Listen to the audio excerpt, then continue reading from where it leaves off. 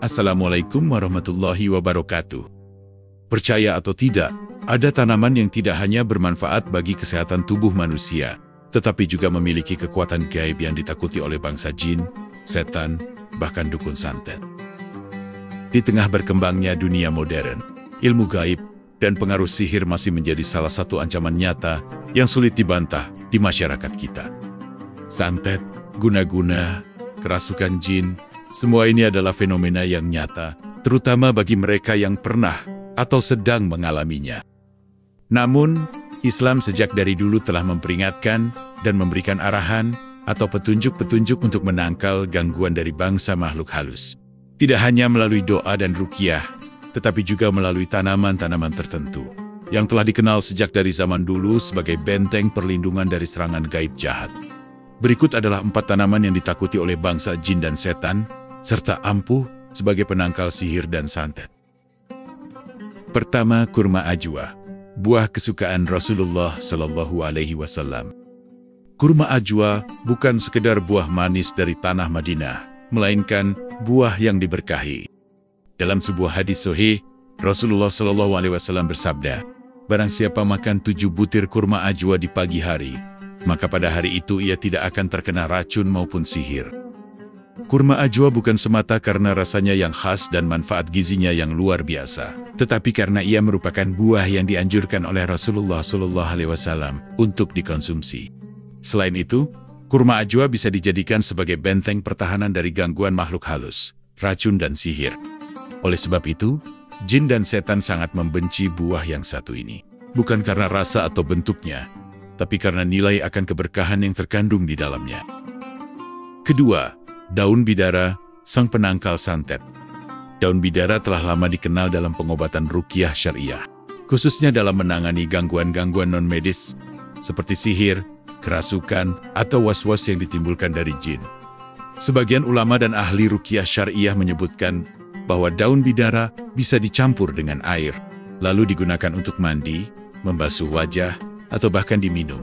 Tentu hal ini harus disertai dengan niat yang benar dan keyakinan penuh bahwa kesembuhan datang hanya dari Allah Ta'ala. Ia bukan sekedar tumbuhan biasa, tapi salah satu sarana ikhtiar yang telah dikenal dalam dunia pengobatan Islam. Reaksi jin sangat keras terhadap air rendaman daun bidara. Mereka meraung, mengaduh, bahkan memohon-mohon agar ruqyah dihentikan karena panasnya efek yang ditimbulkan. Bukan panas biasa, tapi panas dari keberkahan dan kekuatan yang Allah tanamkan dalam ciptaannya yang satu ini. Ini bukan perkara tahayul, bukan pula cerita rakyat, tapi fakta yang nyata, disaksikan oleh banyak orang yang terlibat langsung dalam praktik ruqyah. Daun bidara, dengan izin Allah, bisa menjadi media pengusir gangguan jin dan sihir, selama digunakan sesuai tuntunan dan arahan yang benar. Ia membawa ketenangan bagi yang sedang gelisah, menjadi perisai bagi yang merasa lemah, dan menjadi media kesembuhan bagi yang sedang diuji dengan gangguan bangsa makhluk halus. Ketiga, minyak zaitun. Minyak yang disebut dalam Al-Quran. Minyak zaitun adalah salah satu minyak yang digunakan oleh para nabi dan orang-orang soleh terdahulu. Dalam banyak riwayat, minyak ini disebut sebagai salah satu makanan, olesan, dan bahan pengobatan yang dianjurkan dalam Islam. Minyak zaitun menjadi media yang sangat ampuh untuk mengatasi berbagai gangguan, baik medis maupun non-medis. Cara penggunaannya pun cukup sederhana, namun sangat efektif. Minyak ini dioleskan ke tubuh, lalu dibacakan ayat-ayat ruqyah oleh ahlinya atau oleh diri sendiri, dengan niat untuk memohon kesembuhan dari Allah. Tidak hanya meredakan rasa sakit atau menyembuhkan keluhan fisik, tetapi juga mampu membakar jin yang bersemayam dalam tubuh seseorang. Sudah banyak yang mengalami gangguan jin atau kesurupan, sembuh total setelah secara rutin mengoleskan dan meruqyah dirinya dengan minyak zaitun. Keempat, bambu kuning, penolak bangsa makhluk halus dari tanah Nusantara. Bambu kuning yang sering tumbuh subur di pekarangan rumah, ternyata menyimpan energi positif di dalamnya. Tanaman hias yang sering dijadikan pelengkap kebun atau pekarangan rumah ini, sejak zaman nenek moyang kita, sudah dikenal sebagai tanaman penjaga rumah, pelindung alami dari berbagai gangguan gaib.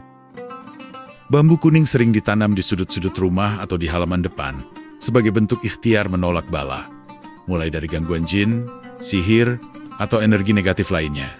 Dan ini bukan tanpa sebab.